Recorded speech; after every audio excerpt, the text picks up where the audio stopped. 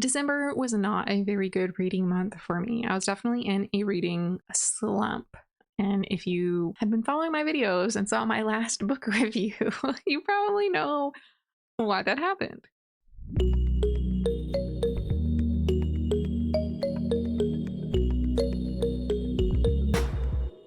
My name is Taylor Rose, and welcome back to my channel where we talk about everything reading and writing.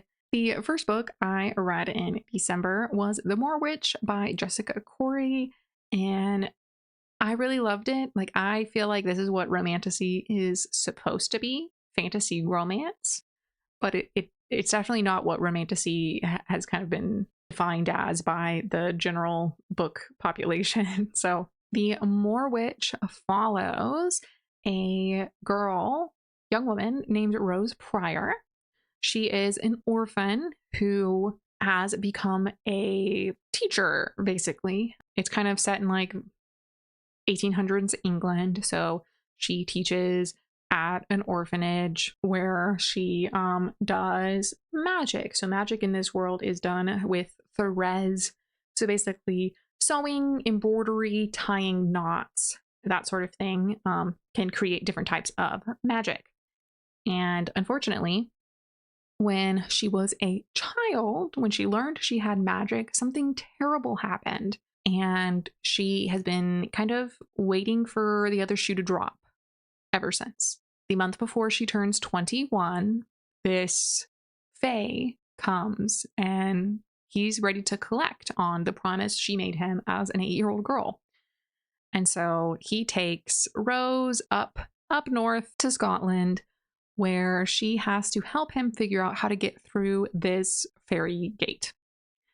And while she is trying to investigate this gate, Rose meets this man named Conrad. He is the laird of that area, and things just spiral out from there. She's learning about his family history, the truth of the gate, about magic, his younger sister, all of this stuff. And I thought it was super cute.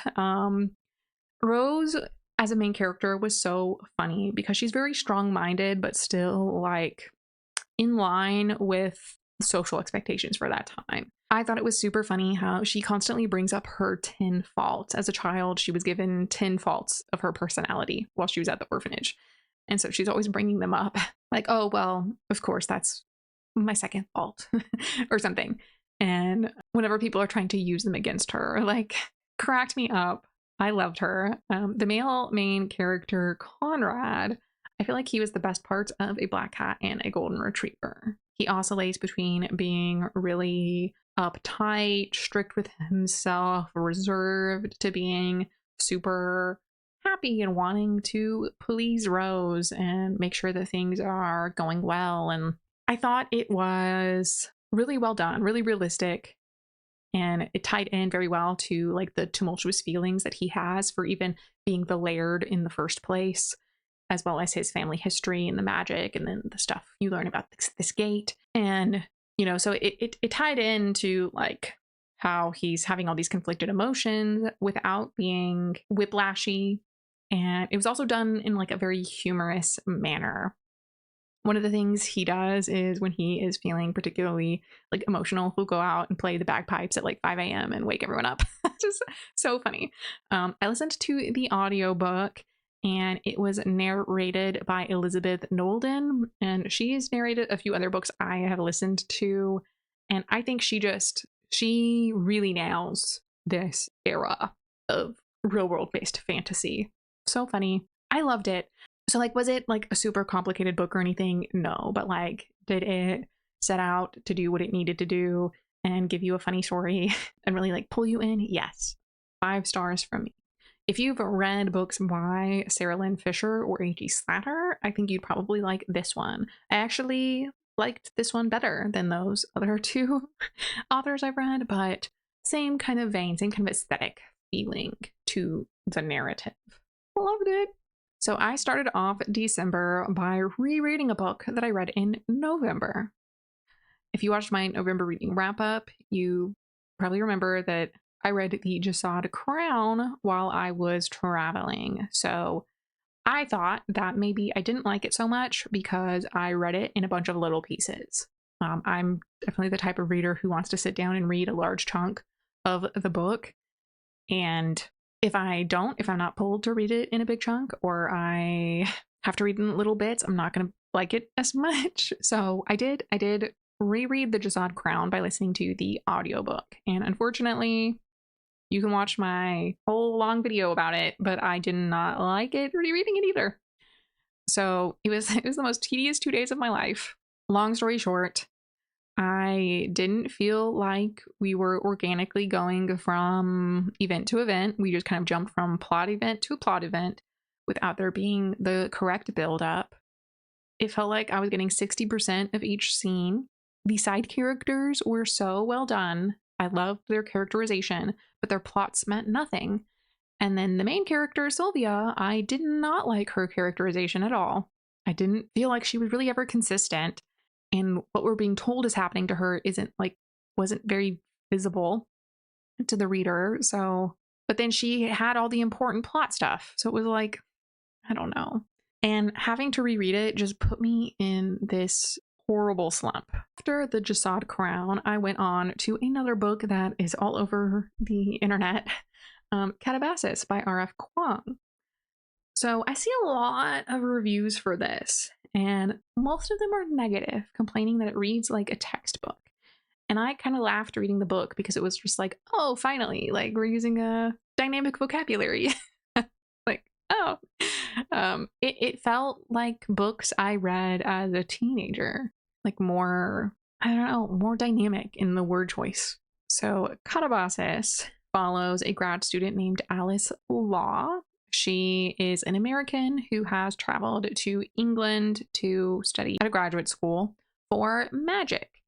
And magic in this world is kind of like a scholarly art, pretty much, where they use chalk to draw diagrams, like the circles with the symbols and everything in them. And it's kind of based off of your main study. So Alice Law was a linguist, so hers is more about commonalities in language to like connect to like all these theories behind magic, versus the side character, the male main character, Peter. He is a logician, so he's very mathematical.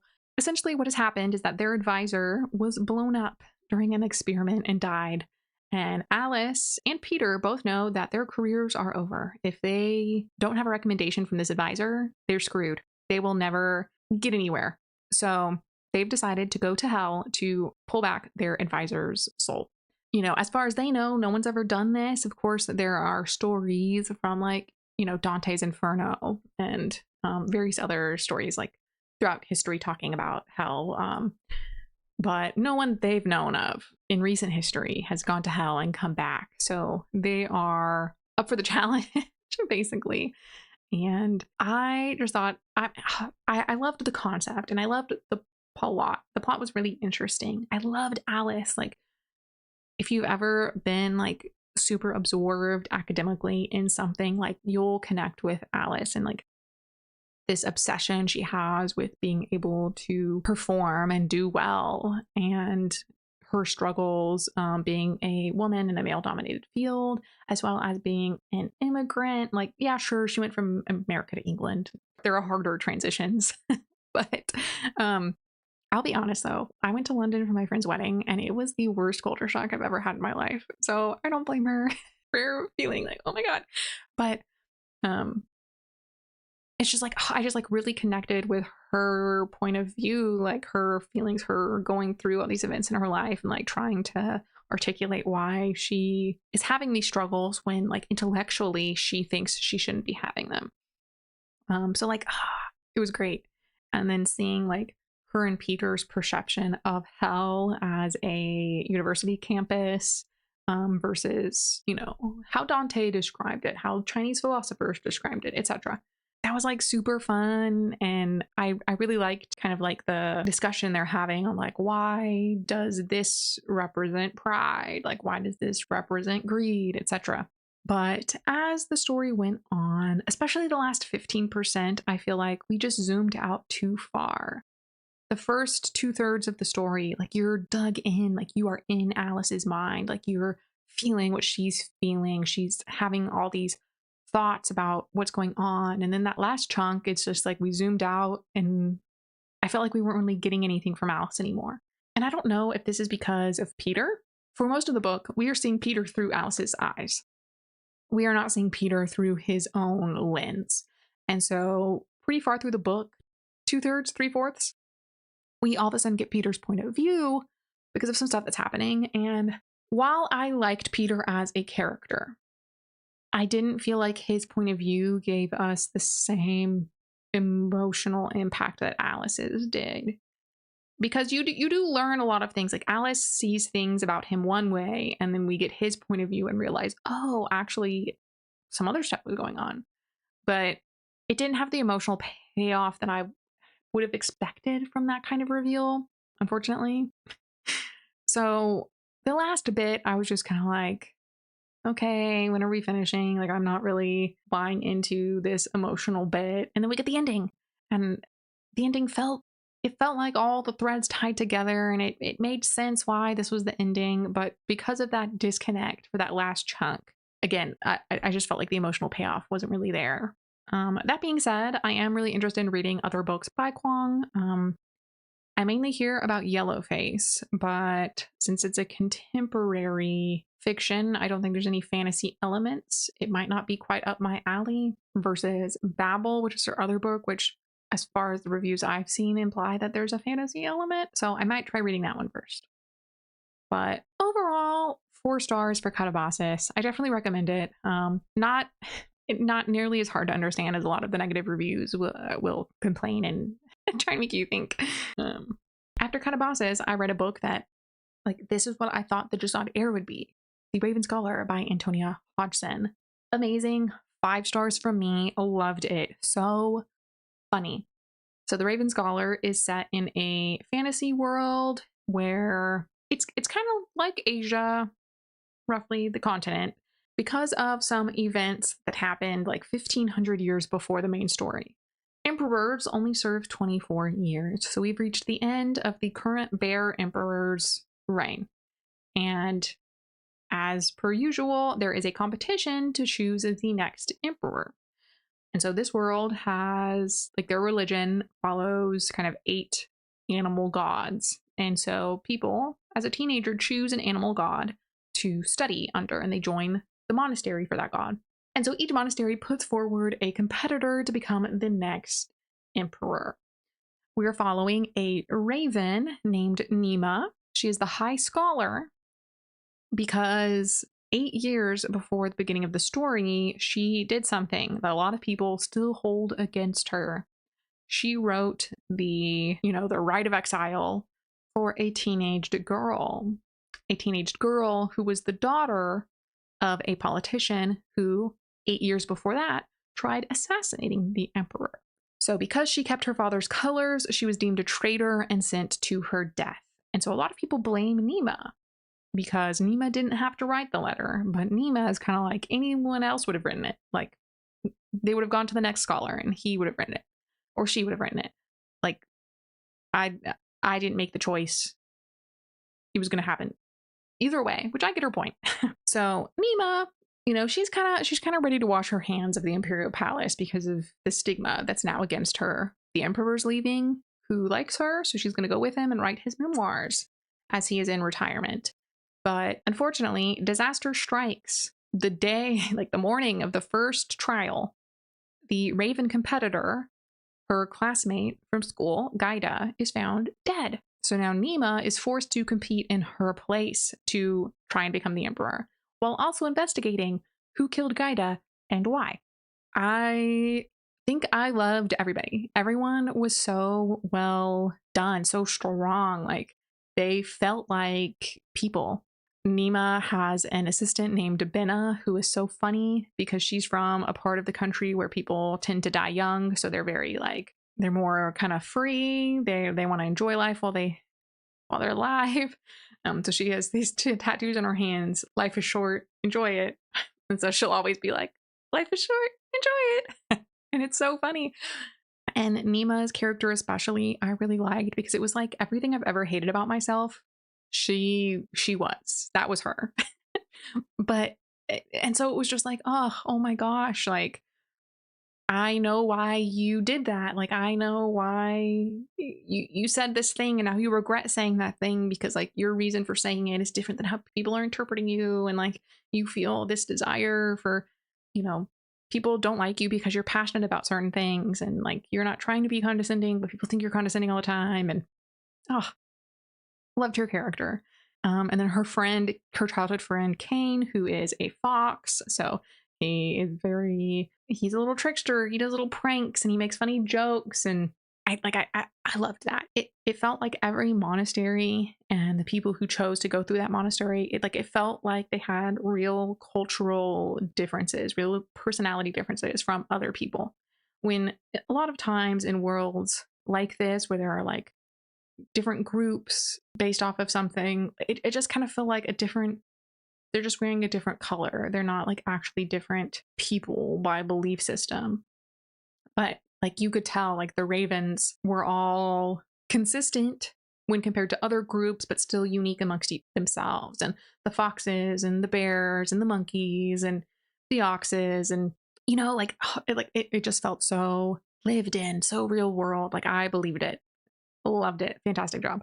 Another thing I really liked was I thought the diversity was really well done. It all, you know, there were people of different races from different areas of the country and, you know, again, the different monasteries.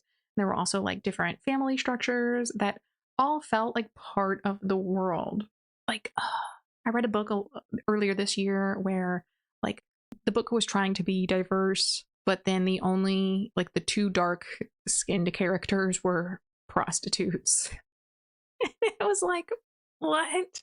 Like, you're in a world where it was described as being like a port of immigrants, where there's lots of people from different countries doing business, but it's like somehow the only two dark people have to be sex workers. So it's like, I didn't have that issue with this book. Like, it felt like everyone was naturally a part of the world working together. And of course the book deals a lot with like classism as like part of the whole like political machination stuff, but I don't know, I thought it was really well done. I loved it. I thought it was so good. A lot of reviews I saw were complaining that like, oh, it's just another inheritance trial, but the inheritance trial part really just is kind of a backdrop because Nima, of course, is not trained as a soldier, so it's like she's gonna have to go through these fights where she's like, I'm gonna die. How in the world can I save my life? Like, she's not trying to push things to win. Usually a trial, they're thinking of the trial, they're strategizing for the trial, and she's strategizing more. How can I get through this because I know I'm not winning? And how can I use this opportunity to like figure out more information about Gaida's death and like what's going on behind the scenes? Like I'm picking up these weird hints. So to me, it felt much more three-dimensional than a lot of the reviews were willing to say. I don't know. I liked it. I'm really excited to read the sequel. I will say the last 10% was kind of melodramatic, but I'm willing to forgive that because this wasn't a standalone book and it was all kind of build up to the sequel. Of course, we'll have to see how the sequel goes. That was really my only nitpickiness about the book. After The Raven Scholar, I picked up a book that's been on my TBR for probably over a year. I bought it like a year ago. Will Prescribe You a Cat by Ishida Sho. So this was a translation of a Japanese novel that got really popular. And it's a series of interconnected short stories about a hospital, a mental health clinic, that will prescribe you a cat. So each of the stories follow someone who is having an issue in their life, whether or not it's internal or external, and they're given a cat who somehow fixes these problems. If you've read any like non-Western literature, like you know that like the cultural expectations for what makes a good story are different. So definitely a lot of the reviews I've seen are kind of like pointing out why they didn't like it when it is kind of just like an inherent difference in Japanese literature. So keep that in mind.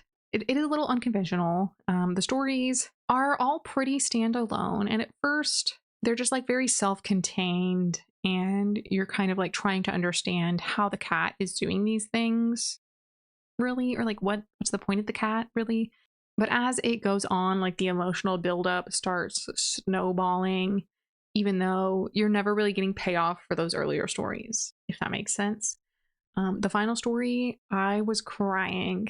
It was really good, but sad. Like, if you have any sort of like really strong pet related grief, maybe skip this one. I had a hard time with that last story, and I wouldn't say I have any particularly fresh animal related grief, but I liked how it had this like magical realism aspect to it. And a lot of the reviews didn't like that. They were expecting it to be like not serious, but like a serious story about being prescribed cats. Essentially what's going on is that this hospital is magical and it only appears when you need it. And so, and there's some other stuff I don't want to spoil, but a lot of people didn't like that fantasy element. So just keep in mind that it does have a fantastical element that comes in like the last half of the story. You start seeing these hints about it. I am super excited because there's 2 more. We'll Prescribe You Another Cat, and then Kokoro Heart Clinic. Let me look at the titles. Oh my gosh, they've written 5 books? No. Oh, I guess they've written 5 books in Japanese. But the first one in English is We'll Prescribe You a Cat, and then We'll Prescribe You Another Cat. And then the 3rd book, on Goodreads, it's showing me Japanese only, but then one of the editions is an English Welcome to the Kokoro Cat Clinic, which I guess is being translated for 2026. So, okay, well, you can read the 2nd book in English. The 3rd book is being translated, and then the 4th and 5th have not been translated yet. So, I mean, if you're looking for like a quick read that has like a strong emotional core to it, but isn't necessarily like super I can't think of the word, like cognitive, like you don't have to think a lot about it. You just have to kind of like go along and feel what's happening. I definitely recommend it. On the description, it recommends a bunch of other cat books that I'm gonna have to check out now. They sound so cute. I don't know. It's funny looking through the recommendations. There's a bunch of like cat books written by Japanese people. How funny. Cute. Oh, man. So I did give it 4 stars because one of the things that kind of got to me is that, like, I mean, if you've studied languages before, you've probably heard of high context, low context languages, and English is a low context language. So like we explain a lot of things every sentence, like the pronouns and using plurals and the different, our tenses are kind of more specific, and we answer a lot of questions when we're talking preemptively, versus Japanese, which is a high context language, and they often don't use pronouns, or plurals aren't often used, and the verb is at the end of the sentence. So like they're just giving you, like a verb by itself can be a sentence.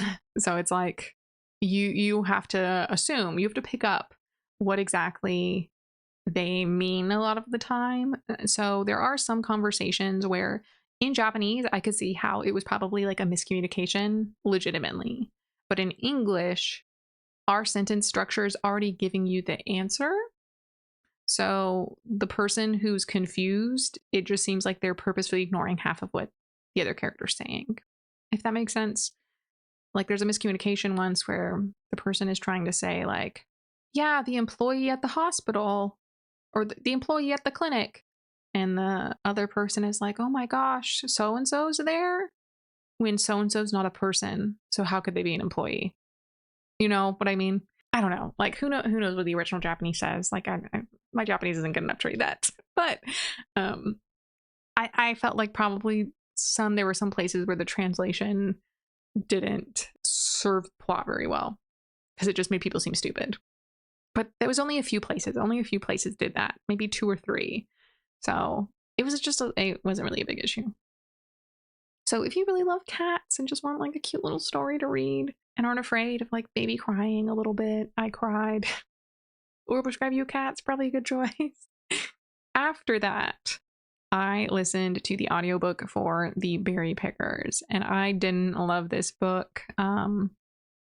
Basically, the story follows a First Nations, I think they're Canadian, a Native American family who one year while they are picking berries, they're like kind of migrant worker type, their youngest daughter disappears. And so it's like left a mystery. What happened to her? Where did she go? What's going on? And so while I felt like the story did a pretty good job of highlighting the issues that Native people face, especially in America, Canada. Emotionally, there was no payoff. A lot of reviewers I've seen spoke really positively about this and like framed it on their bookshelves and stuff, but I don't know. Maybe my expectations were wrong because you have two point of view characters. One is the son who feels responsible for his sister's disappearance, and the other is this girl who never really felt at home amongst her family in Maine. Boston, Maine. And spoiler, I guess, almost immediately she's the kidnapped girl. Like, if you didn't pick up on that, I don't know how you didn't pick up on that. But so it's just kind of like, there wasn't really any mystery. It's like, well, we know what happened to her. Like, she actually got kidnapped by this white family. Like, there was no mystery. There was no mystery. And then none of the characters actually do anything about it. Like, the girl, the woman, doesn't even attempt to figure anything out until she's like 40, despite supposedly having all these questions. We're like given these little snippets of her life where she's like, why do I have these weird dreams? And why am I darker than everybody? And why do I feel like I know stuff that I shouldn't know? But like, she doesn't try and investigate despite knowing like my mom's hiding stuff. She just kind of like lets it go. And then the brother's story was just kind of like, what? Like, he supposedly feels so guilty, but then like doesn't try to do anything to find her, even though his brother thinks he saw her in Boston, and he just like calls the brother a liar and then goes and gets hit by a car. So then he's hospitalized for a while and he becomes a wife beater. And I don't know. Like, I feel like if we saw more of the family, it would be more of a poignant view on like how families deal with loss. But we're just following Joe, who he doesn't even like try and examine why his life goes so badly. And like, obviously it's supposed to be because like the trauma of losing his sister, but like he doesn't ever really think about it. And then at the end, I guess spoiler for the whole story, he just dies of cancer at the end right after meeting her. And it was just like, I was so bored. I think the only reason I finished was because I was listening to the audiobook. And I don't know, it was just like, this was presented to me and the blurb read like it was supposed to be like some sort of thriller, but nobody's proactive. Nobody is like really trying to do anything. I don't know. And it just kind of felt like this was like a rough outline with like these half-formed retrospective thoughts thrown in when you chose probably the two least interesting perspectives for this story. I don't know. So it's like I could see where the book was trying to go to like detail this family trauma, but it didn't. There were moments that were emotional and I could feel my eyes tear up, but then I'd get to the end of the sentence and my eyes would stop watering. Whereas usually when I get to an emotional sentence, like my eyes water and I'm trying not to cry for at least the paragraph, the rest of the page, and then slowly like I start to calm down. This, it was just like a rush and then whew, that feeling's gone. I don't know. And maybe it was the narrator's fault. Joe's narrator was more emotional. Norma/Ruthie's narrator just kind of like read everything flat. Not really any emotion in them. I don't know. So that was the last book that I actually finished in December, but there were a few more I tried reading. I was given an audiobook version of Ladies' Night by Amy Kaufman, and it is a YA set in kind of medievalish England about a girl who decides to take part in a night competition to help a young noblewoman who is going to be forced to marry the winner of that competition. And so far I've gotten like 30% through. So far it's funny, it's quirky. I feel like there are kind of a lot of anachronisms in an attempt to be more YA, but then the choices, like they'll use substitutes for words. Like instead of saying apprentice, they'll say intern. And I'm like, I don't think those are particularly different in difficulty level. I could be wrong. And people do talk kind of modernly and, oh, there's a bar they go to that makes cocktails that are puns. Like, yeah, I'm sure in medieval England there probably were puns, but it just feels like a medieval skin, not very deep. But I am interested to see where the rest of the story goes. I've been listening to it only when I drive.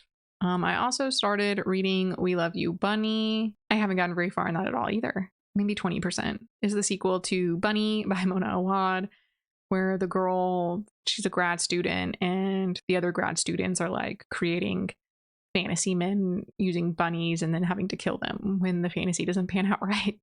And so this book is a response to that, where the four girls in the cohort kidnap Bunny, or the main character, after her first book becomes a bestseller, and they're basically like, you made us look so bad and we're going to explain what really happened back then.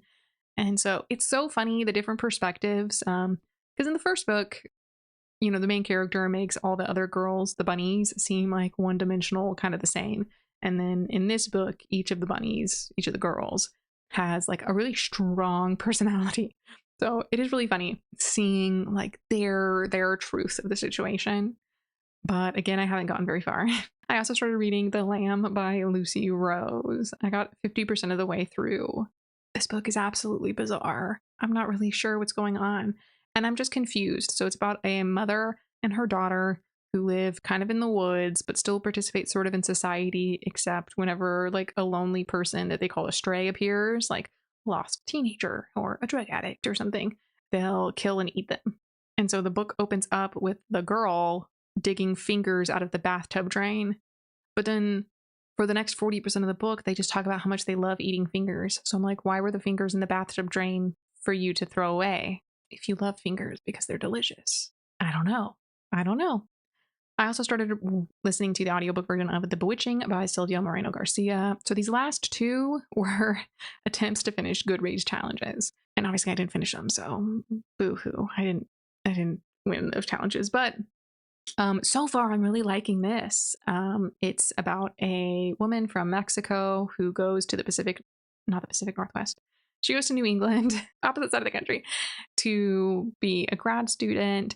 And there are like these weird stories about this town, about witches, and like she's really into like horror writers, and so like that's why she's always wanted to go there. And so so far we haven't really gotten to the meat of anything other than like she is feeling really depressed after her grandmother's death. So obviously The Bewitching, she's going to find out something about witches. So I'm excited about that. I'm loving the voice. The narrative style, fantastic. Great listening experience. But yeah, those are the 4 books that I started and didn't finish in December. As for books that I DNF, I think there's only one, Immortal Consequences. I really tried. I tried reading it in November. I tried reading it in December, and I just couldn't do it. It's that YA book with the 6 point of views, and it's just like, it feels so convoluted for a YA book, and it's just so hard to really like feel connected to the plot because you're like bouncing between these 6 teenagers, and then you're trying to figure out like how are these 6 teenagers different when they're all like just kind of like edgy, I'm an immortal Grim Reaper spirit now. And yeah, I couldn't make myself do it. And that one was also for a Goodreads challenge. I think the lesson is I just need to ignore the Goodreads challenges because so far I've only liked The Bewitching of all of these recommendations. I don't know.